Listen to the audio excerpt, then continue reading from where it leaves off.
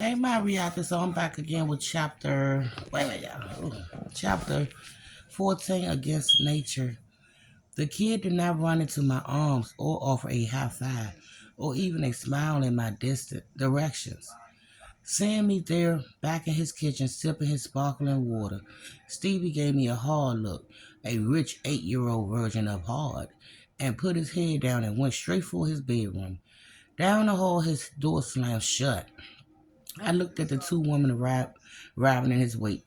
Ernie had refused to allow Dr. Detective Miller upstairs until the lady of the house returned. They entered together, and unpleasant energy between them collectively directed towards me. Neither spoke. Julia walked past and indicated the letter on the island. This is it, she said. It was left at the front desk around 1:30 this afternoon. I received it when I arrived home about 15 minutes later. Detective Miller glanced around the money's space of offered me a professional nod and joined Julia in the kitchen. She examined the letter without touching it. Your doorman said it was left by what looked like a college kid, she asked. Probably paid a few bucks to drop it off, I said. Leah looked at me like a disruptive student. What happened to your neck, she asked. I shrugged. Ernie said he looked at about 19 or 20 years old, white with longish blonde hair, said Julia. He was wearing jeans and a hoodie and a backpack over his shoulders. He told Ernie that he was asked to drop it off, left the letter on the front desk and turned and walked out before Ernie could ask him any questions. All deliveries must be signed for, she asked. We'll try to help your doorman ID him. Mr. Dolly is probably right. Whoever wrote this likely slipped the kid a few bucks and asked for a favor. Maybe we'll get lucky and he'll recognize the face coming out of class. And then, has anyone else touched the letter? Asked Miller, besides you and Mr. Dolly. No, just Ernie and the kid who delivered it. But I guess that was the only envelope. We'll have both dusted for prints.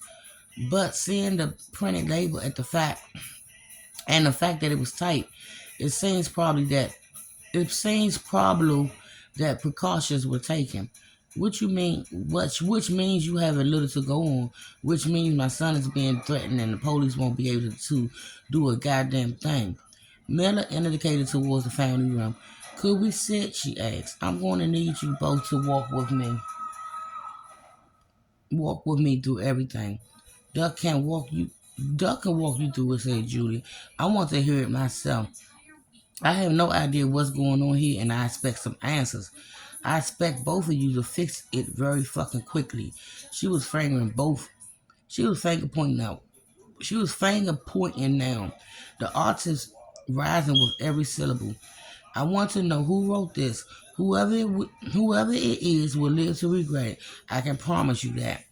In the face of danger, some will wilt and some protection.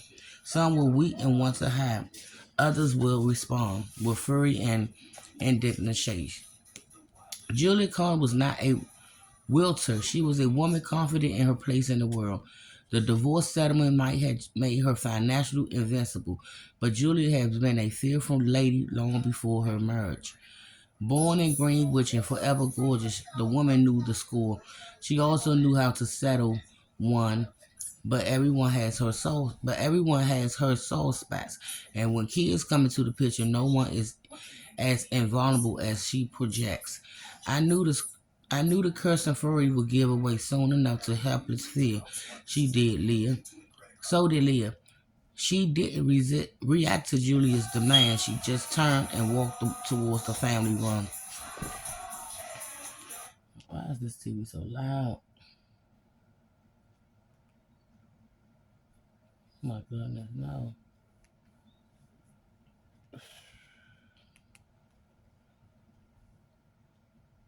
I start all the way back over, y'all. Uh-uh.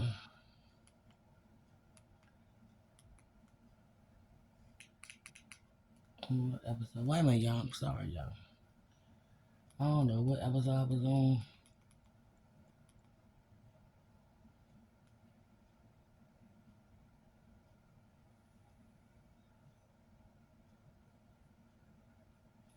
I figured it out. The lady settled at the opposite end of the section because I'm probably still on. Oh no, that's not it.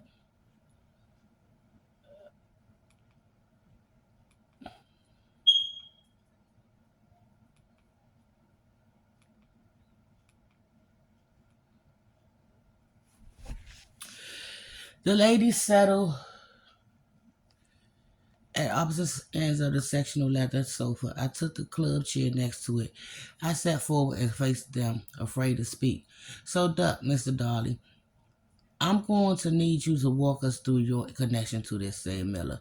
She averted her eyes, inwardly scolded herself for her stumble over my name. Is this why you were begging to see me? Asked Julia, to warn me. The women glanced at each other, engaged in a silent power play. Miller leaned in and placed her elbows on her knees. She was a small, compact woman without waist space. In contrast, Julie was long and curved and full. Her indulgent, high-priced beauty was a threat to every woman competing in the infinite weight of city women. She leaned back and crossed her legs and draped an arm over the back of the couch. Well, she asked. My instance with both cops and with women was to lie, or at least to omit. Shape the story to fit your needs. Add little else. Little else. The whole truth was almost never advisable. It only caused more trouble, more questioning, more mistrust. But I thought of Stevie down the hall and the threats made against him. Omitting details now could place him in the further danger. I couldn't have that on my conscience. This started with a text I received from my former partner, Cassandra Kimball. I said, Julia stiffened at the sound of the name. I averted her eyes. Her lover died recently, I told him. He fell over a waterfall upstate in the Catskill. A writer named Victor. His death was ruled a suicide. Cass think he was pushed. She asked me to help her look into it. I agreed, and we went to see her. She told me Wingate was writing a book about Carl Kruger. Kruger was a dope Olympian champion from East Germany. My understanding is that Kruger was helping Wingate to expose a current doping ring that was connected to back then behind the wall. My first thought when I returned to the city was to see him at his bar down on East Broadway. I looked at Julia, and you know what happened next. Leah was glaring at me. What? Asked Julia. Your boyfriend here insisted that he had no connection to Kruger, said Miller. He's a liar and to be clear, he's not my boyfriend. In any case, after Kruger was found dead, your boy will. Sorry, Mr. Darley here was taken for questioning. He failed to mention any connection to the deceased. Why did you lie? Asked Julia. You went there to see him the night he was killed. She turned to Miller. Is he a suspect? Miller pursed her lips, gave a slight shake of her head.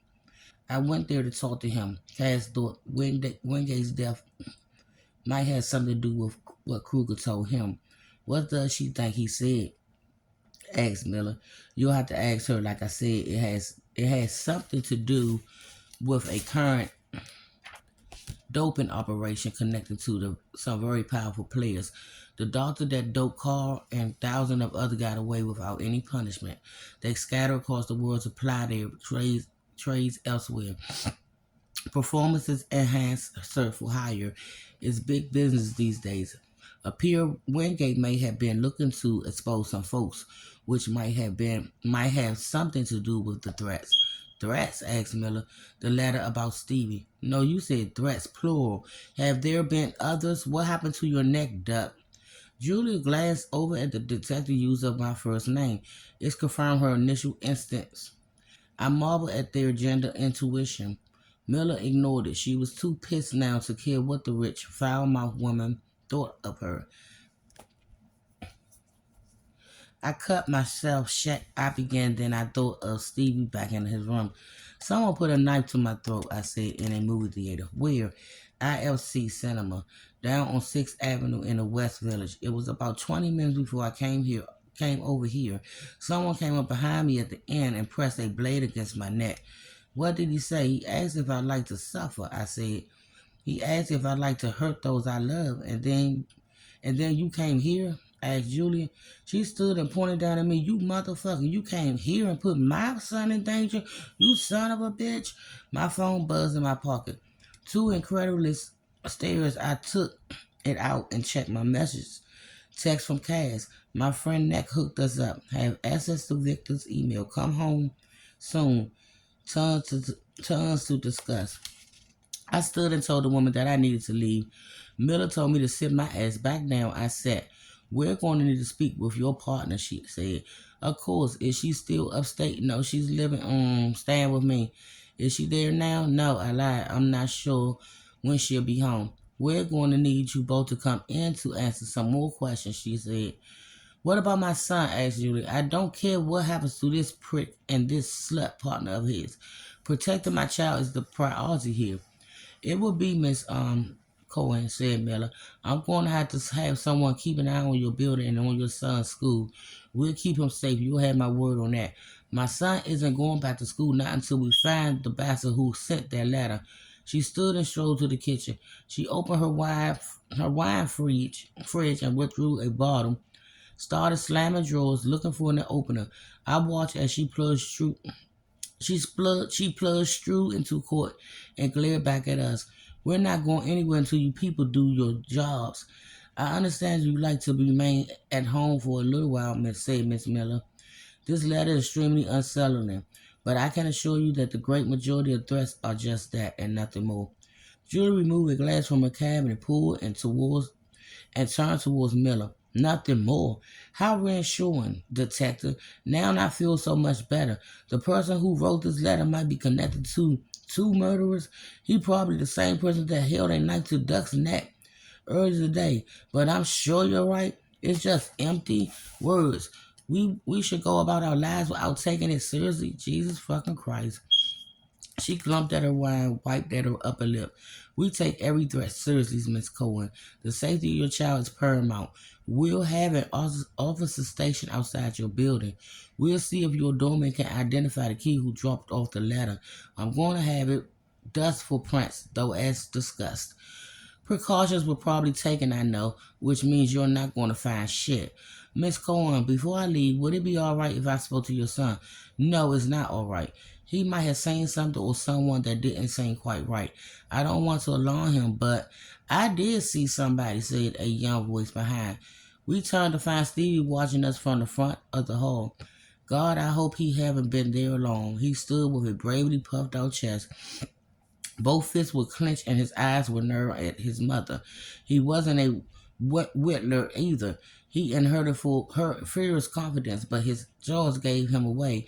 It trembled as he spoke. I saw somebody weird yesterday, he said. He stopped and talked to Aiden and me on our way home. What did he look like, honey? She asked his mother. What did he say? He was bald and had a lot of tattoos, and his voice was funny, like he wasn't from here. Oliver, I thought. The same racist fuck from Ruby's. The same one who must have tagged my front door and held a knife to my throat in that theater. What did he say to you and Ada, sweetie? He asked if we'd like some ice cream. Before we could answer, he said, didn't your mom tell you not to talk to strangers? Then he started laughing. He slapped Aiden pretty hard on the back and ran away. Where did he run to, honey? I don't know. He just took off running down the block like fast. He was weird. Where did this happen? I told you on our way back from school yesterday. Where was Gloria when this happened? She was talking to other nannies further back. We went back to her right away. She said he was probably just some crazy guy. She said we shouldn't have been talking to him, but we didn't, Mom. He just came up to us. We didn't do anything. His mother went to him now and wrapped her son in a hug. She bent down and kissed the top of his head and squeezed him to her. When she released him, I could tell the helpless fear had arrived. Was that man bad? Asked Stevie. She nodded and promised her son that he would never see him again. And I'll be back with chapter 15, y'all. Thank y'all, my reactors.